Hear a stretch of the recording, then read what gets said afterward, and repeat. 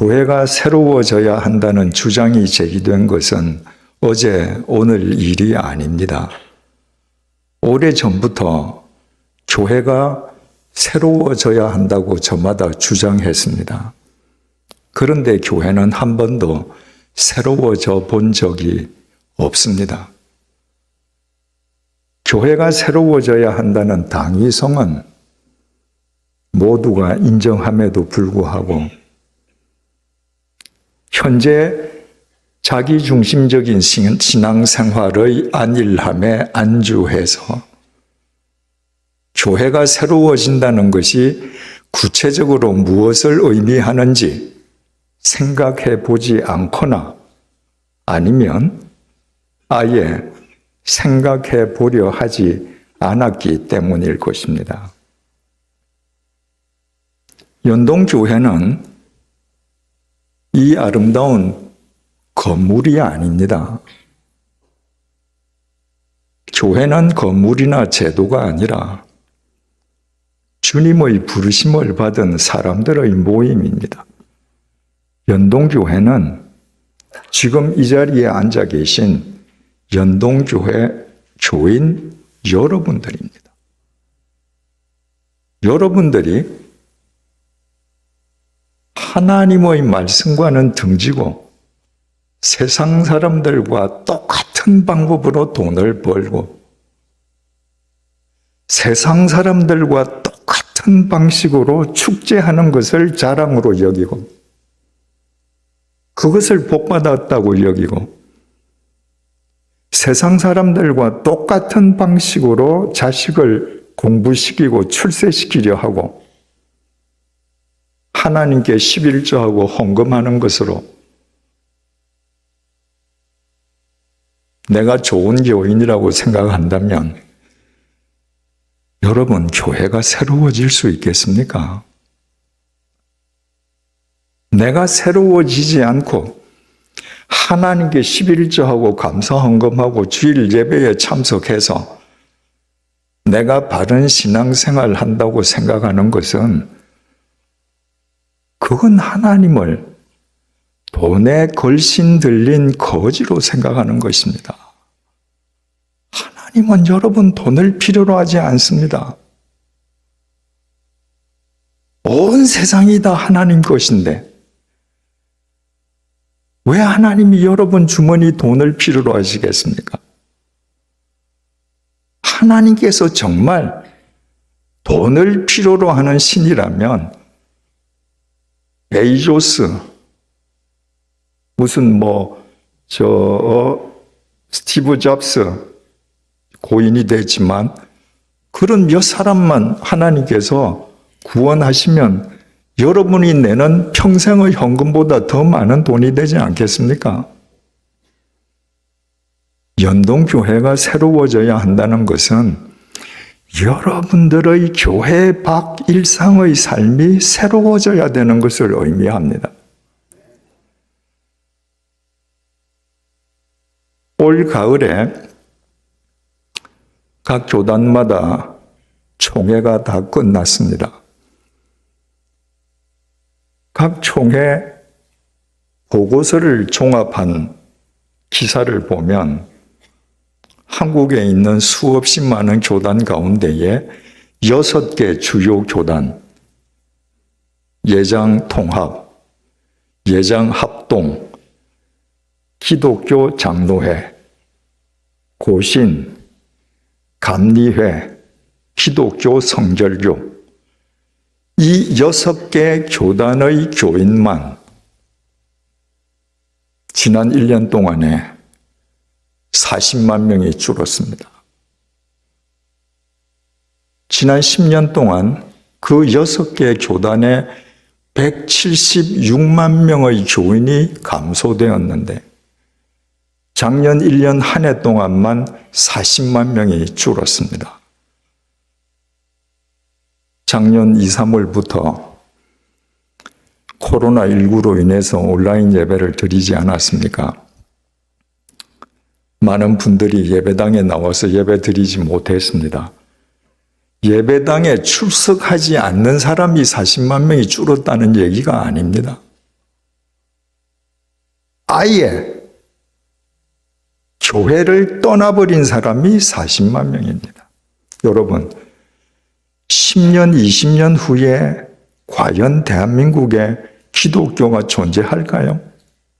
존재한다면 어떤 모양일까요? 약 10년 전에 영국 요크에서 영국 성공회 총회가 열렸습니다. 그 해 영국에 있는 성공회 교인들의 나이를 따지니까 평균 연령이 60세가 넘었습니다. 교인들 연령이 평균 60세가 넘었다는 건 무슨 얘기입니까? 20년 지나면 물리적으로 성공회는 이 지구상에서 없어진다는 말입니다. 그래서 그 총회에서 어떻게 해서든지 성공회 교인 수를 늘리는 것에 최선을 다한다고 총회적으로 결의했지만 지난 근 10년 동안 영국 성공회 교인은 또 더 줄었습니다. 한국 교회는 오래전에 쇠퇴해간 유럽 교회의 전철을 밟고 있습니다.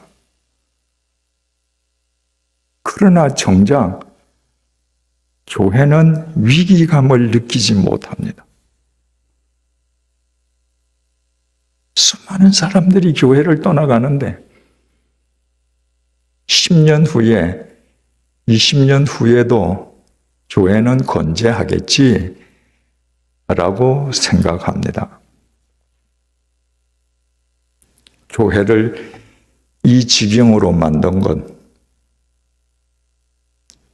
교회가 이런 위기에 직면하게 한 것, 그것은 전적으로 제 자신을 포함한 이 땅 목사들의 책임입니다.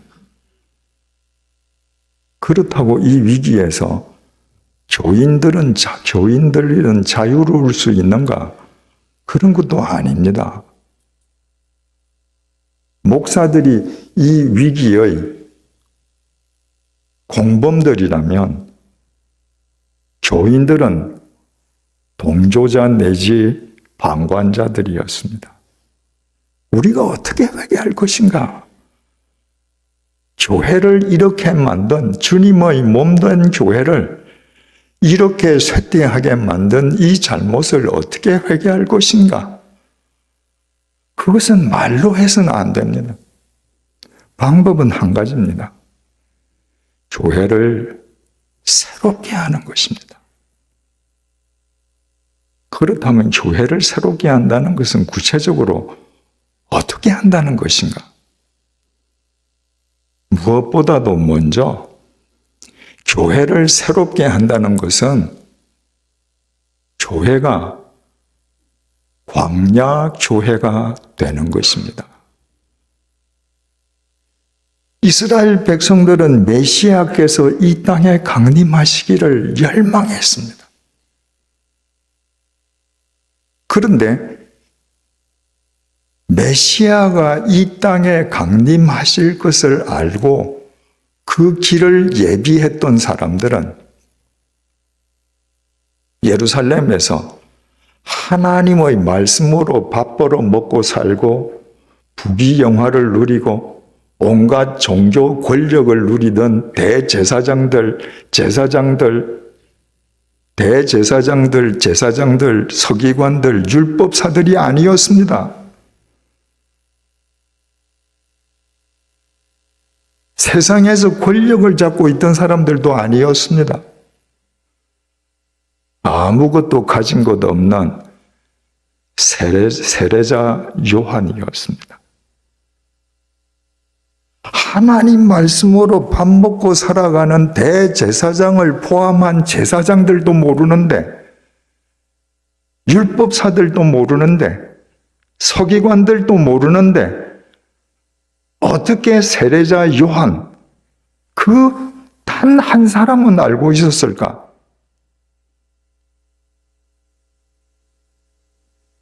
누가복음 3장 1절에서 2절 말씀을 한번 잘 들어보십시오. 디베rio 황제가 통치한 지 15해, 곧 본디오 빌라도가 유대의 총독으로, 헤롯이 갈릴리의 분봉왕으로, 그 동생 빌립이 이두레와 드라고니 지방의 분봉왕으로, 루사니아가 아빌레네의 분봉왕으로, 안나스와 가야바가 대제사장으로 있을 때에 하나님의 말씀이 빈 들에서 사가랴의 아들 요한에게 임한지라. 이 짧은 본문 속에 8명이 등장합니다. 대로마 제국 황제 디베료, 유다 총독 본디오 빌라도, 분봉왕 헤롯 안티파스, 헤롯 빌립, 루사니아, 대제사장 안나스, 가야바, 그리고 세례자 요한입니다. 세례자 요한 한 사람을 제외하면 나머지 7명은 그 시대 혹은 자기가 통치하는 지역의 제1인자들입니다. 그 시대에서, 그 지역에서 그들과 감히 견줄 수 있는 사람들은 아무도 없었습니다. 그들에 비하면 세례자 요한은 거지와 같았습니다. 집도 없었습니다. 요즘 말로 저금 통장 없었습니다. 변변한 옷도 없었습니다. 낙타 트롯에 가죽띠 띠고 살았습니다. 제대로 먹지도 못했습니다. 황제나 총독이나 분봉왕이나 대제사장들이 보면 이건 그냥 거린이에요. 하나님의 말씀은 그 사람에게 임했습니다. 메시아가 오신다. 길을 예비해라. 왜 요한에게 임했을까요? 왜 대제사장에게 임하지 않고 왜 황제에게 임하지 않았을까요? 로마 황제는 그 거대한 로마 제국의 삼권을 장악한 사람입니다. 로마 제국에서 가장 웅장한 황궁에서 사는 사람입니다. 본디오 빌라도 유다 총독, 유다 지방에서 철옹성 같은 총독 관저에서 삽니다. 분봉왕들, 자기 통치 지역에서 그들의 왕궁보다 더 큰 집에서 사는 사람은 아무도 없습니다. 대제사장 안나스와 가야바, 그들이 얼마나 엄청난 대관저에서 살았는가 하면요. 마태복음 26장에서 예수님을 붙잡아다가 대제사장 집 마당에서 재판할 때 예루살렘 사람들이 그 집 마당에 모이지 않습니까? 그 정도로 마당이 넓었습니다. 그 정도로 대관저입니다. 여러분, 이 7 사람들은 그 거대한 왕궁에서 집만 큽니까? 호화 가구겠지요. 금은 보화가 가득 찼겠죠. 총독도 분봉왕도 대제사장 안나스와 가야바도 그 거대한 대저택에서 주지육림에 빠져서 사느라 그들의 마음이 세상으로 가득 차 있었습니다. 그들의 마음 속에는 하나님의 말씀 단 한 단어도 들어갈 틈이 없었습니다. 세례 요한은 어디 있었는가? 빈 들에, 하나님의 말씀이 빈 들에서 사가랴의 아들 요한에게 임한지라. 세례자 요한은 빈 들에서 살았습니다. 아무것도 없이 비어있는 그 들을 자기의 숙소로 삼았습니다. 무슨 말입니까? 세례자 요한의 마음이 비어 있습니다. 그의 마음이 텅 비어 있으니까 그가 빈 들에서 살았습니다. 우리말 빈 들이라고 번역된 헬라어 에레모스는 아무것도 없는 광야를 의미합니다. 여러분 성지순례 하시면서 유대 광야 보셨습니까? 혹시 못 보신 분들은 다음에 성지순례 하시면 한번 가보시기 바랍니다. 광야는 아무것도 없습니다. 그래서 광야는 하나님만 보입니다.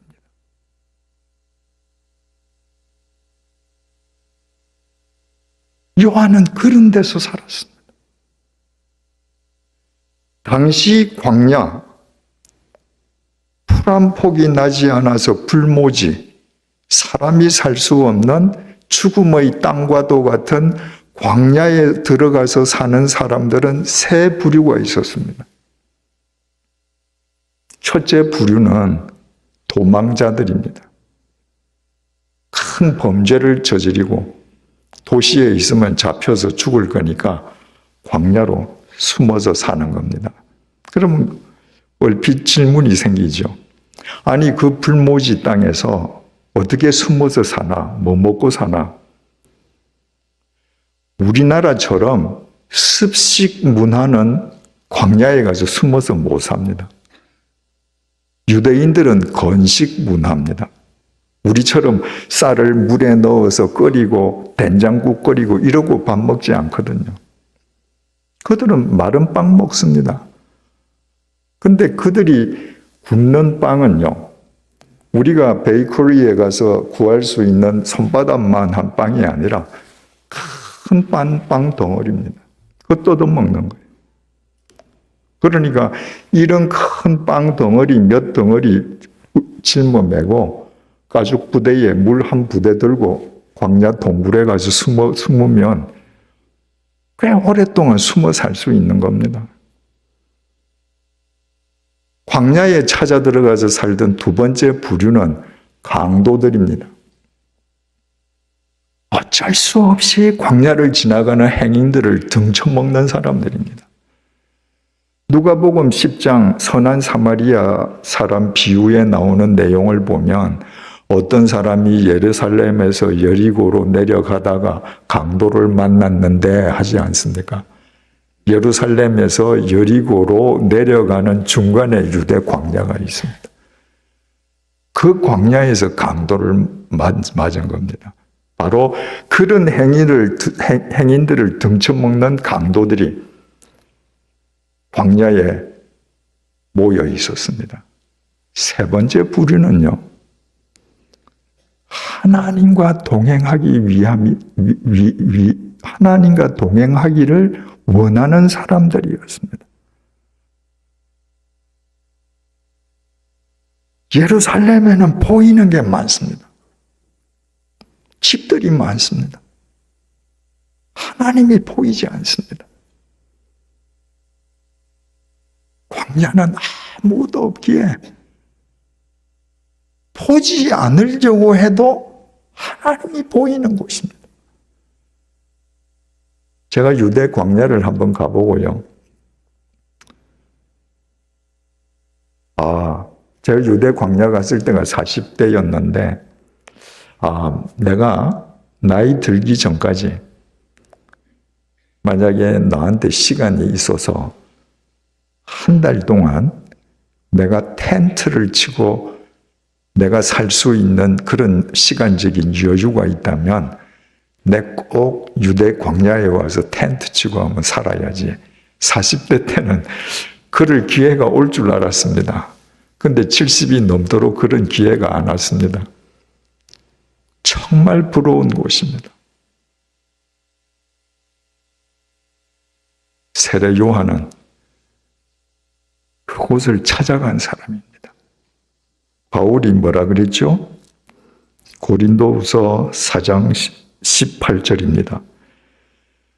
우리가 주목하는 것은 보이는 것이 아니요 보이지 않는 것이니 보이는 것은 잠깐이요 보이지 않는 것은 영원함이니라. 여러분들 댁에 계시는 것보다 예배당에 오면 좀 더 거룩하게 느껴지시죠? 이 보이는 거 지금 쇠퇴하고 있는 겁니다. 터키에 가서 보지 않았습니까? 2000년 전에 그렇게 사람들이 열심을 다해서 지었던 예배당들 다 허물어진 거예요. 이건 영원하지 않습니다. 그리스도인들은 보이는 것 너머를 보는 사람들입니다. 그것이 영원한 것이니까 광야에 가면 그 영원한 하나님만 보이는 것입니다.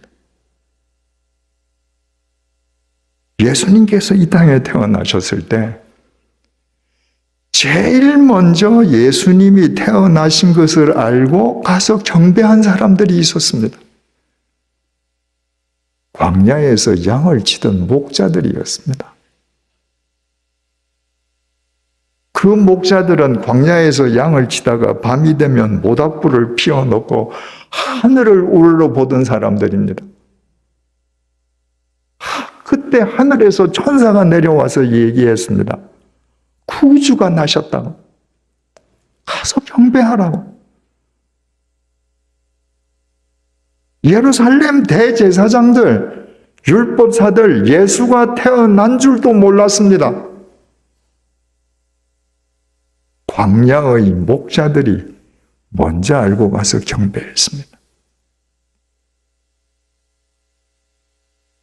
예수님에게 제일 먼저 이분이 왕이시라고 예물을 바쳤던 사람들이 있습니다. 누굽니까?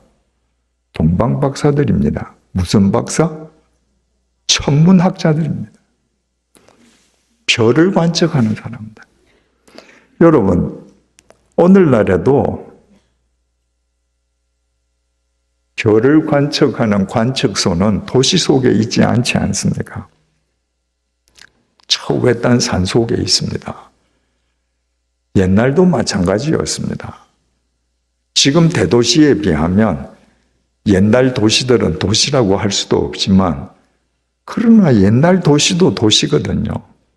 밤이 되면 집집마다 창문으로 다 불빛이 새어 나옵니다. 그런 데서는 하늘 별이 제대로 관측이 안 됩니다. 그래서 옛날 천문학자들도 다 광야로 나갔습니다. 광야 구름에서 사방이 깜깜한데 하늘만 쳐다보던 사람들입니다. 그들이 메시아가 태어났다는 것을 알고 그 먼 곳에서부터 예물을 들고 와서 메시아에게 첫 번째 예물을 바친 사람들이 되었습니다. 보십시오. 메시아가 태어나실 것을 알고 그 길을 예비한 사람도, 메시아가 태어나신 것을 알고 제일 먼저 찾아가서 경배한 사람도, 메시아가 태어나신 것을 알고 제일 먼저 찾아가서 예물을 바쳤던 사람들도 다 광야의 사람들입니다. 광야의 사람들이었기에 하나님과 늘 대면하고 있었던 것입니다. 사도행전 7장은 그 유명한 스데반 집사의 설교 내용입니다. 그 스데반이 모세에 대해서 설교하면서 이렇게 증언합니다. 사도행전 7장 37절에서 38절입니다. 이스라엘 자손에 대하여 하나님이 너희 형제 가운데서 나와 같은 선지자를 세우리라 하던 자가 곧 이 모세라. 시내산에서 말하던 그 천사와 우리 조상들과 함께 광야 교회에 있었고 또 살아있는 말씀을 받아 우리에게 전해주던 자가 이 사람이라. 스데반이 모세에 대해서 설교하면서 모세가 400년에 걸친 이집트의 노예살이에서 해방시킨 이스라엘 백성들이 지금 광야에서 살고 있는데 그 광야에서 살고 있는 이스라엘 백성, 그 회중을 가리켜서 광야 교회라고 불렀어요. 예배당 없습니다. 성가대 없습니다. 그런데 광야 교회라 불렀습니다. 교회는 사람이니까요. 그런데 그 교회를 광야 교회라 그랬습니다. 그 이스라엘 백성들이 광야에서 스스로 광야 교회였기에 그들은 하나님의 불기둥, 하나님의 구름 기둥의 인도하심을 따라서 살았습니다. 내가 여기에 조금 더 눌러앉고 살고 싶은데도 구름 기둥이 일어나서 출발하면 텐트를 걷었습니다. 내 생각에는 한 5km만 더 가면 더 좋은 장소가 있을 것 같은데 구름 기둥이 멎으면 그 자리에 텐트를 쳤습니다. 그게 광야교회 교인들이에요. 여러분, 오늘날 교회는 어떻습니까? 오늘날 교회 예배당은 마치 철옹성 요새와도 같습니다. 목사도 보이고 장로도 보이고 권사도 보이고 교인들도 헤아릴 수 없이 보이는데 하나님이 보이지 않습니다. 하나님이 보이는 교회가 되어야 합니다. 바꾸어 말하면 여러분들 마음속에 있는 세상이 비워지고 여러분들의 마음이 광야가 될 때 이 연동교회가 광야교회가 되고 하나님이 새롭게 하시는 역사가 이루어지게 되는 것입니다. 여러분, 대부분의 사람들이 모세가 방주 속에 40일 있었다고 착각합니다. 그렇지 않습니다. 40일은 비가 왔던 날수가 40일입니다. 비가 40일 오고요. 그 40일 온 비가 땅에 창일 찰랑찰랑했던 날수만 150일입니다. 그리고 그 창일한 물이 다 말라서 지구 표면이 드러날 때까지 또 많은 날이 걸렸습니다. 창세기에 의하면 모세가 600세 되던 해 2월 10일 날 방주 안으로 들어갔습니다. 그리고 방주에서 나온 날이 601세 되던 해 2월 27일입니다. 그러면 모세가 방주 속에 얼마나 있었습니까? 네? 죄송합니다. 노아가 방주 속에 얼마나 있었습니까? 1년 17일 있었습니다. 사람들이 또 노아의 방주에 대해서 착각하는 건요, 노아가 방주 속에 있을 때 그곳은 천국의 모형이었을 것이다. 여러분, 그랬을까요? 하나님께서 모세가 방주 속에 들어가기 전에 죄송합니다. 예. 아까 스데반 모세를 해놓으니까 자꾸 혼동이 됩니다. 노아가 방주로 들어가기 전에 내가 땅에 기는 모든 짐승을 방주로 보낼 테니까 너는 그 짐승이 먹을 양식도 준비하라고 하셨습니다. 그래서 노아는 1년 17일 동안 짐승들이 먹을 양식을 다 준비해서 방주에 넣었습니다. 여러분, 창고에다가 호랑이 먹는 양식, 코끼리 먹는 양식, 고양이 먹는 양식 쫙 풀어놓고 니네들 매일 부패로 먹어라. 그럴 리가 없지 않습니까? 노아 8식구가 매일 양식 줘야 합니다. 그 많은 짐승들. 그 많은 짐승들이 배설하는 오물은 어떻게 해요? 그 냄새는 얼마나 역겹습니까? 그 짐승들이 방주 속이라고 조용합니까? 짐승 한 마리가 울면 다 따라 울겠죠. 여러분, 1년 17일 동안 노아의 방주는 정상적인 사람이라면 정신이 이상해질 수밖에 없는 공간이었습니다. 그 공간에서 노아는 멀쩡하게 자기 소명을 완수하고 나왔습니다. 어떻게 가능했을까요? 방주로 들어가는 문은 방주 옆에 있었습니다.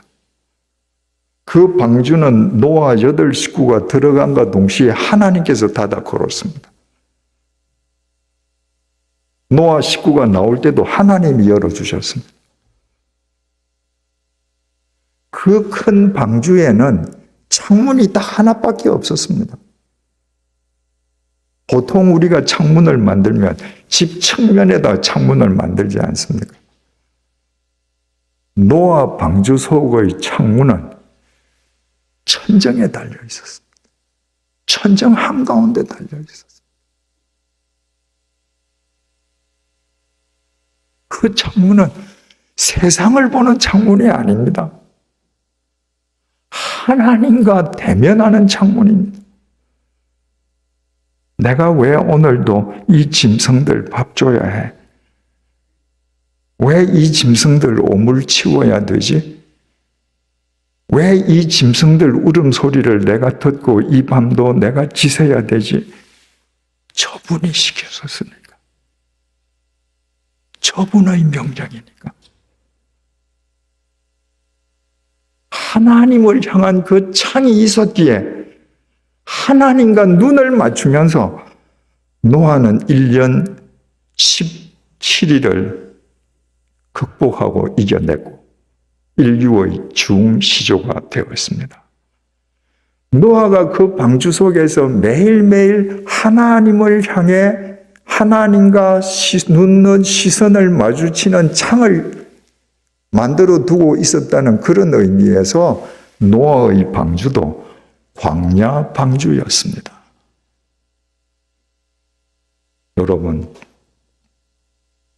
여러분 자신이 광야 방주가 되십시오. 광야 교회가 되십시오.